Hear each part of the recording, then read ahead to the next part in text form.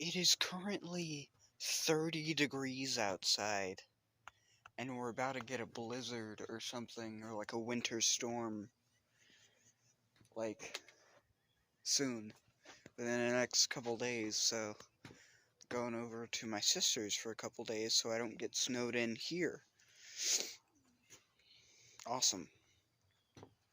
So yeah, I've got a video coming soon on a topic that I've been looking into for a while, so that's coming soon.